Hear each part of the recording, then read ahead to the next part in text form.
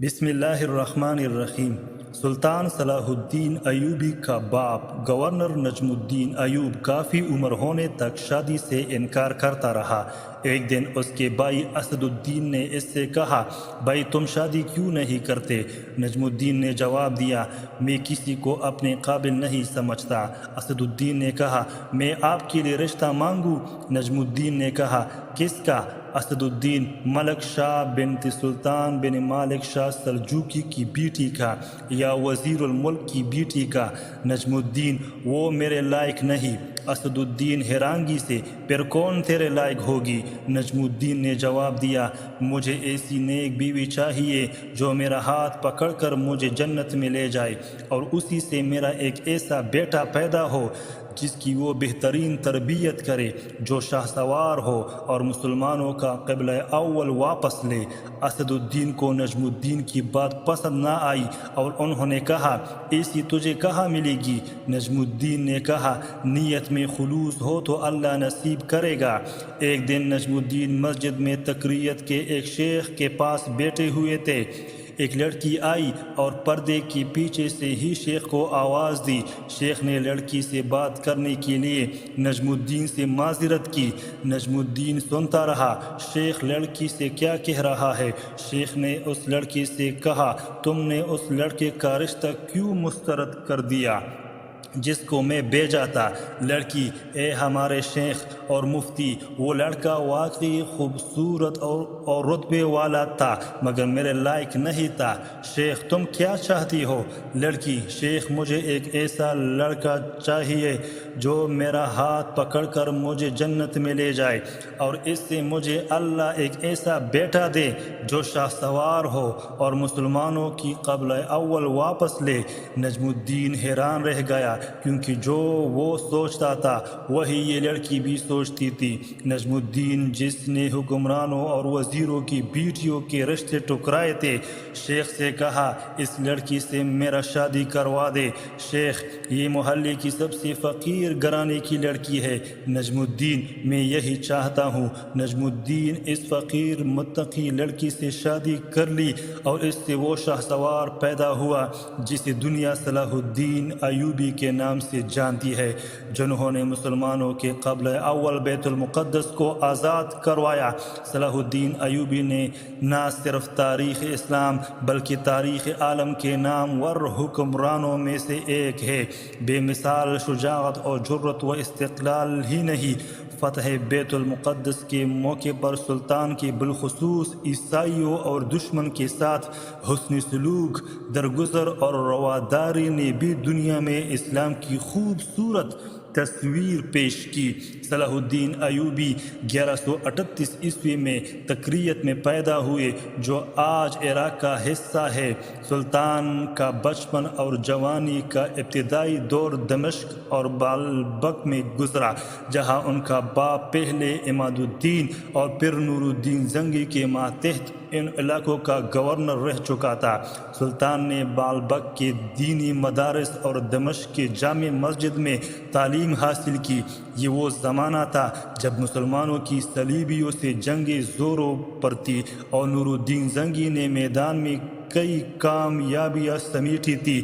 صلاح الدین نے بھی اسی حکمراں کے سائے میں رہ کر اپنی شجاعت اور دلیری کو منوایا تھا۔ وہ اسی کے زمانے میں ایک مہم پر اپنے چچا کے ساتھ گئے، اور پھر حالات نے ایسا پلٹا کھایا کہ مصر میں ایوبی حکومت کی بنیاد پڑ گئی۔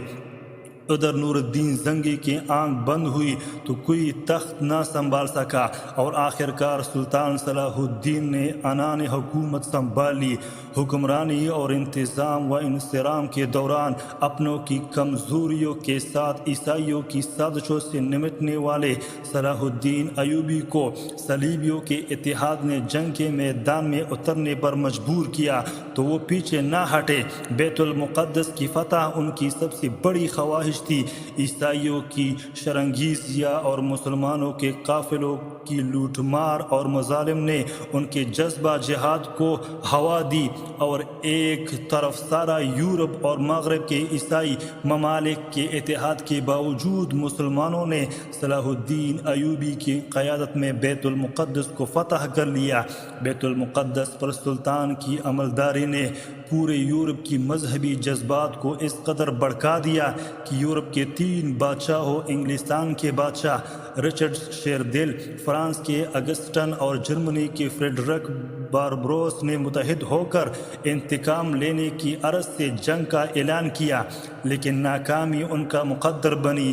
یہ جنگ کئی مقامات پر لڑی گئی اور اتحادی افواج کو سلطان کے ہاتھوں شکست ہوئی، جبکہ حطین کے فتح کے بعد صلاح الدین نے بیت المقدس کی طرف رخ کیا، جہاں چند روز تک خون ریز لڑائی کے بعد عیسائیوں نے ہتھیار ڈال دی اور رحم کی درخواست کی۔ بیت المقدس میں سلطان کی فوج پورے 88 سال بعد داخل ہوئی اور مسلمانوں نے فلسطین کی سرزمین پر قدم رکھ کر عالم اسلام کو عظیم الشان کامیابی کی نوید سنائی۔ سلطان نے ہر موقع پر فراخ دلی کا ثبوت دیا، جس کی تاریخ شاہد ہے، اور بردباری سے کام لے کر معاملات کو سلجھایا۔ صلیبی جنگ کی اختتام اور فتح کے بعد جو عزت اور عظمت سلطان صلاح الدین ایوبی کو نصیب ہوئی، وہ آج تک کسی فاتح کو حاصل نہ ہو سکی۔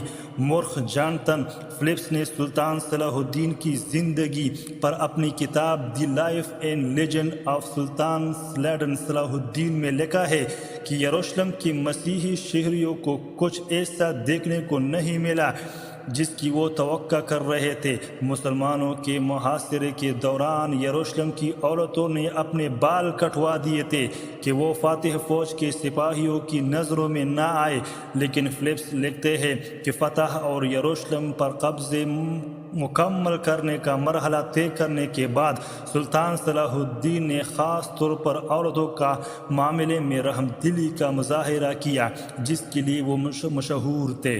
یروشلم کی فتح کے موقع پر سلطان صلاح الدین ایوبی نے ہر اس اندازے کو غلط ثابت کیا جن کی بنیاد شاید ماضی کے چند واقعات تھے، اور یہی وجہ ہے کہ اسی یورپ میں جہاں سلطان کو کبھی بدنام کرنے کے لیے پروپیگنڈا کیا گیا، وہ ان پر عیسائیوں اور یہودیوں کے مقدس مقامات کی بے حرمتی کا جھوٹا الزام لگا کر خون کا پیاسا اور شیطان کی اولاد کہا گیا۔ وہاں اور دنیا کے دیگر غیر متعصب مورخین کی کتابوں نے ان کی صحیح تصویر پیش کی، اور یورپ میں انہیں ایک ہیرو کا درجہ بھی دیا گیا۔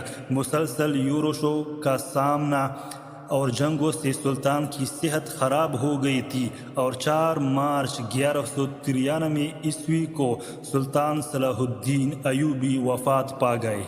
اس ویڈیو کو لائک کریں اور چینل کو سبسکرائب کریں۔ شکریہ۔